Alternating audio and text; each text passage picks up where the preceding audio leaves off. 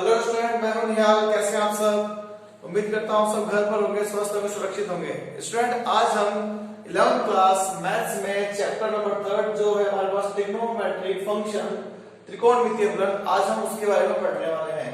तो सबसे पहले बात करते हैं हमारे पास ट्रिग्नोमेट्री जो हमने 10th क्लास में वैसे पढ़ी थी, जिसके बारे में हमने कुछ 29 समथिंग फॉर्मूले पढ़ के आए हैं। वही फॉर्मूला वापस रिपीट होंगे और इसके अलावा हमारे पास जो 11th क्लास में इसमें अपग्रेड में कुछ और नया कुछ पढ़ने को मिलेगा, उसके बारे में हम डिस्कस करने वाले हैं। क्लियर? तो हमें ट्रिग्नोमेट्री का मींस हमें पता ही है, तीन कोणों की जो साइड का मेजरमेंट जो होता है हमारे पास, वो एक ट्रिग्नोमेट्री बनता था हमारे पास। हमने 10th क्लास में ये तो पढ़ा था। और हमारे पास क्या था, एक ट्राइंगल था जिसके सामने यहाँ पे थीटा होता था। थीटा की वैल्यू के सामने परपेंडिकुलर होता था ये बेस और ये हाइपोटेन्यूस, जिसको अपने बोलते थे कर्ण, आधार और ये लंब। तो हमने वो फॉर्मूले वैसे पढ़े थे। sin थीटा हमारे पास क्या था, ट्रिग्नोमेट्रिक रेशियो की बात करता हूं सबसे पहले। तो हम सबको पता है, हमने एक ट्रिक पढ़ी थी ना संख्या का, हमें याद हो तो हिंदी में पढ़ी थी लाल बटा कक्का, और इंग्लिश में हमने पढ़ी थी पढ़ ले बेटा पढ़ ले, हार्ड बुक। ध्यान रखना स्टूडेंट, जो भी इसमें जो फॉर्मूले हमारे पास 11th चैप्टर में काम आएंगे, वो ध्यान रखना आपके 11th क्लास के फिजिक्स में भी काम आते हैं। ये बात भी आप ध्यान रखना। इसलिए इन फॉर्मूलों को तरीके से आप सीखो। जो बच्चे बायो लेते हैं तो वो भी बच्चे ध्यान रखना, उनके भी तो फिजिक्स आई जाएगी, तो वो बच्चे भी इसको एक बार ध्यान से पढ़ना चाहे तो पढ़ सकते हैं। तो हमारे पास ट्रिग्नोमेट्री में हमने एक ट्रिक पढ़ी थी, जिसका हमने बस 3 फॉर्मूले बता रहा हूं, ज्यादा नहीं बताऊंगा 10th क्लास के अकॉर्डिंग। भी हमें पता है sin का p अपॉन में h होता था, जिसको हमने l अपॉन में k पढ़ते थे। cos थीटा की बात करते हैं, मेरे पास जो होता था b अपॉन में h होता था, जिसको अपने बोलते थे आधार बटा कर्ण। और tan थीटा की बात करते हैं, जिसको हमने पढ़ा था क्या, ये होता था मेरे पास p अपॉन में b लंब बटे में आधार। ये फॉर्मूला हमने 10th क्लास में ट्रिग्नोमेट्री के बारे में पढ़ा था। अब हमारे पास एक नया वर्ड यहाँ पे आ गया, ट्रिग्नोमेट्री फंक्शन। तो ट्रिग्नोमेट्री फंक्शन के बारे में हम देखते हैं। जैसे एग्जांपल अगर मैं बात करूं कि मैंने यहाँ पर एक सिंपल सा बेसिक बता रहा, वैसे जब ये फंक्शन का जो चैप्टर है हमारे पास देखा जाता है, ये हमारे पास चैप्टर सेकंड है। जो हमारे पास 11th क्लास में जो चैप्टर सेकंड है वो फंक्शन है। तो फंक्शन के अंदर ट्रिग्नोमेट्री का इतना ज्यादा यूज नहीं है, लेकिन कंडीशन हमारे पास में भी काम आएगी। तो फंक्शन की भी कंडीशन बता देता हूँ। कभी मेरे पास फंक्शन जिसको हमने बोलते हैं फलन, वो कैसे लिखते हैं।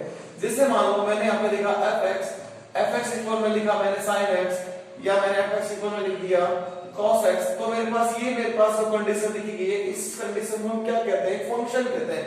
फंक्शन का मींस ये हो गया कि मैंने यहाँ पे जो वैल्यू रखी और मेरे पास डिफरेंट वैल्यू रखने पे मेरे को डिफरेंट वैल्यू मिलेगी। मैं अगर अलग-अलग मान रखते जाऊं, जैसे 30 डिग्री रखूं, मेरे पास 0 डिग्री रखूं, मेरे पास 45 रखूं, 60 डिग्री रखूं, 90 रखूं, आगे भी 180 भी, 270, 360, ये वैल्यू रखते जाओ तो मेरे पास डिफरेंट वैल्यू मेरे को मिलती जा रही है। तो ये मेरे पास क्या कहलाएगा, ट्रिग्नोमेट्रिक फंक्शन की कंडीशन कहलाती है। अब हमारे पास जो है इसके बारे में हम जो सेकंड चैप्टर होगा उसके बारे में हम ज्यादा डिस्कस करेंगे। ट्रिग्नोमेट्रिक फंक्शन में कंडीशन दे दी है। कंडीशन अगर मैं देना चाहूं तो ये भी कह सकता हूं कि सपोज मान लो मैंने बोला x इक्वल में 30 डिग्री है, तो देखा जाए तो 30 डिग्री, तो आपको sin 30 डिग्री की सबको वैल्यू पता ही है। sin 30 डिग्री की अगर मैं बात करूं तो मेरे पास क्या बनता है, sin 30 डिग्री बनता है 1/2। कहने का मतलब 30 डिग्री के ऊपर मेरे पास वैल्यू कितनी मिलती है, 1/2 मिलती है। ऐसे हम आगे से आगे चलते जाए तो वैल्यू निकालते रहेंगे। ये मेरे पास जो कंडीशन मिलती है इसको अपने बोलते हैं फलन, इसको अपने बोलते हैं फंक्शन। अब आप इसको यहाँ तक पॉज करके वीडियो को नोट करना चाहे तो कर सकते हैं। आगे हम देखें इसके अंदर हमने क्या पढ़ा था। हमने सिर्फ त्रिकोणमिति में 10th क्लास में लास्ट ही पढ़ा था। हमारे पास क्या होता है, सिर्फ पॉजिटिव एंगल के बारे में पढ़ा था, है ना, धनात्मक कोण। अब हम जो इसमें पढ़ेंगे वो मेरे पास क्या होगा, पॉजिटिव भी होगा और नेगेटिव भी होगा। तो सबसे पहले बात करते हैं, मेरे पास दो तरह के एंगल बनते हैं, जिसको एक में बोलते हैं पॉजिटिव एंगल और एक मेरे पास बनता है जो है नेगेटिव एंगल। क्लियर? तो मेरे पास क्या हुआ, इसको अपने बोल सकते हैं धनात्मक कोण, और ये बन जाएगा मेरे पास ऋणात्मक कोण। क्लियर? अब अगर मैं बात करता हूं धनात्मक ऋणात्मक, मेरे पास दो कंडीशन आती थी, जिसमें कहते हैं, जैसे मान लो मैंने एक इनिशियल साइड ले ली, इसको अपने बोलते हैं इनिशियल साइड,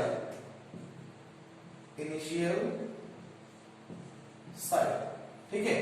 ये जो इनिशियल साइड है इसको अपने बोलते हैं प्रारंभिक भुजा, प्रारंभिक भुजा जो मेरे पास एक पॉइंट से यहां तक आके रुक जाती है, जिसको अपने बोलते हैं टर्मिनेट बोल सकते हैं, टर्मिनेट साइड, जिसको अपने बोलते हैं अंतिम भुजा। ये साइड यहां से इस पॉइंट पे स्टार्ट हुई और इनिशियल साइड इस साइड से यहां पे रुक गई। इसके बीच में जो बनने वाला एंगल होगा वो मेरे पास बनेगा पॉजिटिव एंगल।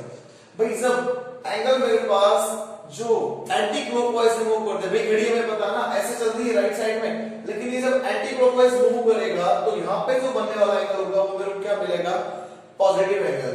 और अगर मैं इसी एंगल की बात करूं, अगर इसी इनिशियल साइड को अगर मैं ऐसे मूव करूं राइट साइड में, मतलब क्लॉकवाइज डायरेक्शन में, तो मेरे पास क्या होगा, बनने वाला एंगल जो होगा वो क्या मिलेगा, नेगेटिव एंगल। तो मेरे पास दो तरह के एंगल की यहाँ पे कंडीशन बनने वाली है, एक पॉजिटिव एंगल की, एक नेगेटिव एंगल की। क्लियर? तो हमारे पास क्या होगा, यहाँ पे इस पॉइंट इनिशियल साइड से एंगल जब ये चलेगा, जिसको अपने बोल सकते हैं ये डायरेक्शन, और इसके अंदर ये डायरेक्शन। भाई इसको अगर हमने बात कर रहे हैं तो ये बोल सकते हैं घड़ी की मेरे पास क्या है, विपरीत दिशा, और ये घड़ी की दिशा, हिंदी में बोलते हैं घड़ी की विपरीत दिशा, और अपने पास घड़ी की दिशा, भाई वामावर्त दक्षिणावर्त दिशा जिसको अपने बोलते हैं।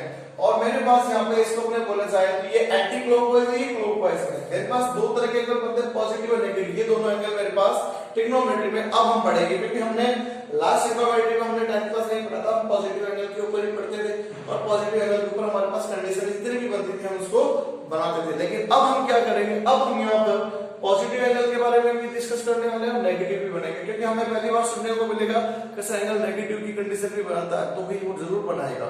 क्लियर? तो इसके बाद में अगर अपने बात करते हैं, मेरे पास एक कंडीशन है आपके पास जिसको अपने बोलते हैं सेक्साजेसिमल षष्टिक पद्धति की कंडीशन। क्लियर? एक छोटी सी कंडीशन बता रहा हूं, उस कंडीशन को थोड़ा ध्यान से समझना।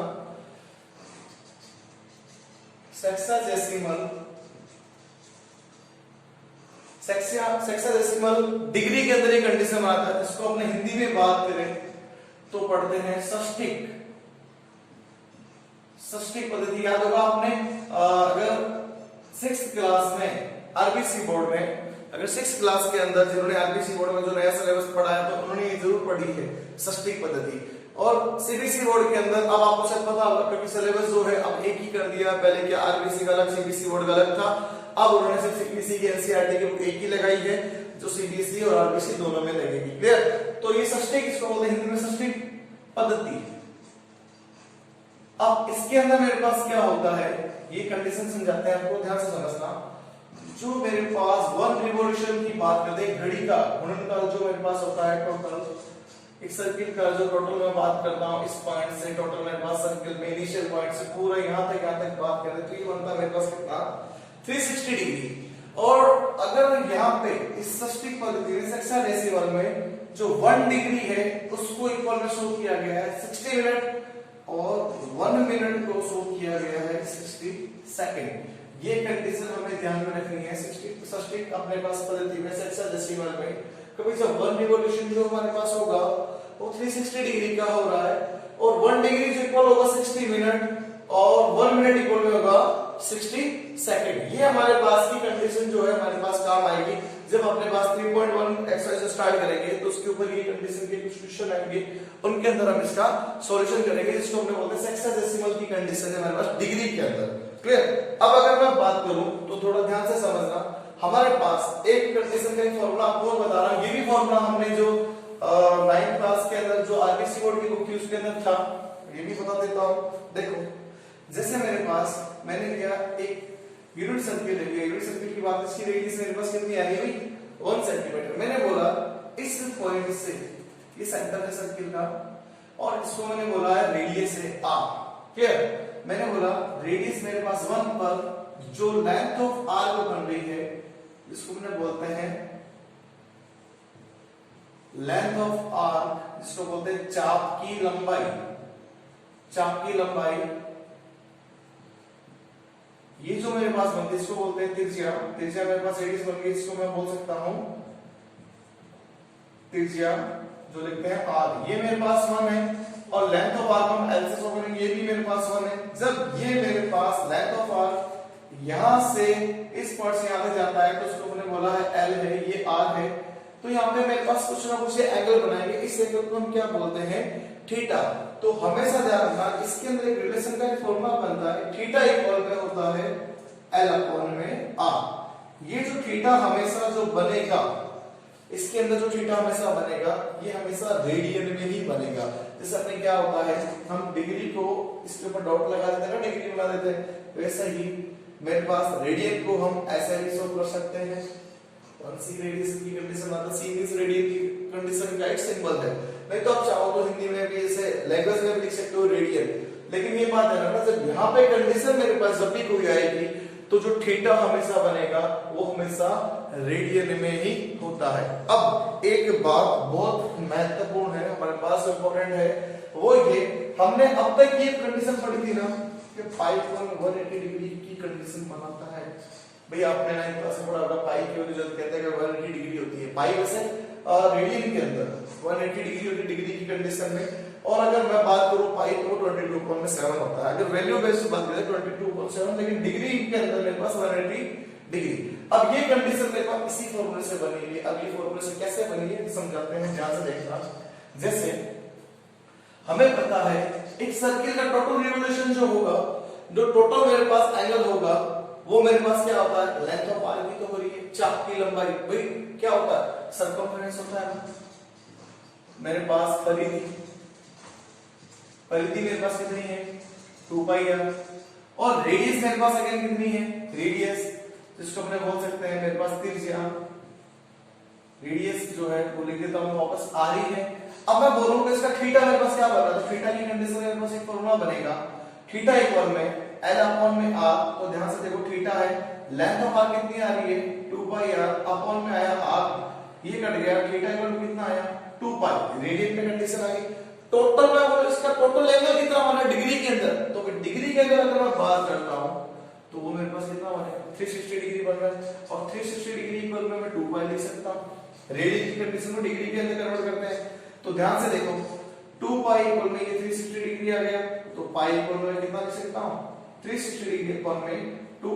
तो मेरे पास कितनी कंडीशन आ जाएगी, 180 डिग्री। तो याद करो हमने 9th क्लास में कुछ ऐसा पढ़ा था कि जब डिग्री को रेडियन में बदलते हैं, जब रेडियन को डिग्री में बदलते हैं तो कंडीशन क्या क्या लगाते हैं, तो वो कंडीशन हमने यहीं से तो पढ़ी थी। अब जरा ध्यान से देखो, सपोज मेरे पास मैं आपको एक कंडीशन बोलूं कि मेरे पास क्या है 60 या 30 डिग्री है, सपोज मैं बोलता हूं इसको मेरे को रेडियन में जाना है। भाई रेडियन में लाने का मींस ये हो गया हमारे पास रेडियन में एक ही कंडीशन होती है, वो होती है क्या, आंसर को पाई की टर्म में लाके छोड़ दो, मेरे पास क्या बन जाएगा, रेडियन बन जाएगा। अब वही वाली बात है, पाई की टर्म में लाने के लिए बात क्या करनी है, अब देखो ध्यान से, मेरे को क्या चाहिए ना, डिग्री हटानी है, रेडियन लाना है। तो इससे दो कंडीशन बनती है, ध्यान से देखना। अगर 180 डिग्री है वो पाई है, तो 1 डिग्री इक्वल में कितना बनेगा, पाई अपॉन 180। क्लियर। इसी कंडीशन को वापस करते हैं, कभी मेरे पास पाई पर 180 डिग्री है, किसमें हटाना चाहता हूं भाई, रेडियन को हटाना चाहते हैं। तो ध्यान से देखना, इसमें मैं दोनों कंडीशन बताऊंगा। तो पाई इक्वल में आपने लिखा 180 डिग्री है, तो मैं लिख सकता हूं 1 रेडियन इक्वल में कितना, 180 इक्वल में पाई। तो हम वहां पे एक कंडीशन याद करते थे कि जब डिग्री को रेडियन में बदलना है तो पाई बटा 180 की गुणा कर दो, जब रेडियन को डिग्री में लाना है तो 180 बटा पाई की अगेन गुणा कर दो। तो ये वाली बात मैं आपको यहाँ पे समझा रहा हूं, ध्यान से देखना। जैसे मेरे पास क्या है 30 डिग्री है, डिग्री है ना, मैं चाहता हूं उसको रेडियन में लेना, इस डिग्री को हटाओ, इसके साथ में क्या लिख सकता हूं, पाई अपॉन में 180 डिग्री। तो 0 से 0 कट गया, ये गया 6 टाइम में, तो उसको मैं लिख सकता हूं पाई अपॉन में 6, इसको 30 डिग्री को। अब ये कंडीशन वापस मेरे को पाई अपॉन 6 को इसमें लाना हो, भाई वापस किस कंडीशन में लेके आऊंगा, डिग्री में। तो ध्यान से देखो पाई अपॉन 6 लिया, क्या कहता है, रेडियन को हटाने के लिए क्या करना है, इसकी जगह ये लिखना है ना। तो ध्यान से देखो 180 अपॉन में पाई, भाई पाई हटा के नहीं, जब पाई की टर्म में तो वो रेडियन में ऑलरेडी है, उस रेडियन की कंडीशन को हटाना, तो 1c को हटा के क्या लिख 180 अपॉन पाई, ये कट गया, ये कट गया, तो वापस मेरे पास डिग्री कितनी आ गई 30 डिग्री। तो ये मेरे पास यहाँ पे एक छोटा सा ट्रिग्नोमेट्री का बेसिक था जिसके बारे में मैंने डिस्कस किया। अब इसके एक दो एंगल की कंडीशन भी आपको बता देता हूँ। तो देखो एंगल हमने ये पढ़े थे, जैसे मेरे पास आपके 10th क्लास की बुक के अंदर भी थे, शायद आपको याद आ जाएगा कि रेडियन में डिग्री को कैसे कैसे लिखते, जैसे थीटा होता था, ये थीटा थीटा ही रहता था। अब 30 डिग्री को हम क्या लिखते हैं, पाई अपॉन में 6। इसके बाद हमारे पास आता है 45 डिग्री, इसको हमने लिखना है पाई अपॉन 4 में। फिर आता है 60 डिग्री, इसको लिखते हैं पाई अपॉन में 3 में। फिर आता है 90 डिग्री, इसको लिखते हैं पाई अपॉन में 2 में। फिर आता है मेरे पास 180 डिग्री, इसको लिखते हैं पाई। फिर आता है 270 डिग्री, इसको लिखते हैं 3 पाई अपॉन में 2। लास्ट मेरे पास आता है 360 डिग्री, इसको हम लिखते हैं 2 पाई। ये मेरे पास क्या करता है, रेडियन को डिग्री की कंडीशन में बनाना हम सीखते हैं। Clear? Pause the video, note down. Student ध्यान रखना, आज हमने क्या किया, ट्रिग्नोमेट्री 3rd चैप्टर का थोड़ा सा बेसिक किया। नेक्स्ट वीडियो में हमने क्या करेंगे, ट्रिग्नोमेट्री की जो टेबल हमने कहां तक सीखी थी, ओनली 90 डिग्री तक। अब हम सीखेंगे 180, 270, 360 डिग्री में मेरे पास वैल्यू आगे भी कैसे सोल्व होती है, प्लस माइनस की कंडीशन। तो मैं आपको टेबल बनाना सिखाऊंगा, ना कि याद करना सिखाऊंगा। तो आप टेबल बनाना सीखेंगे ताकि हमारे पास फिजिक्स में भी जब आप पढ़ो तो आपको पता रहे कि टेबल की कंडीशन कैसे बनती है। Okay, clear?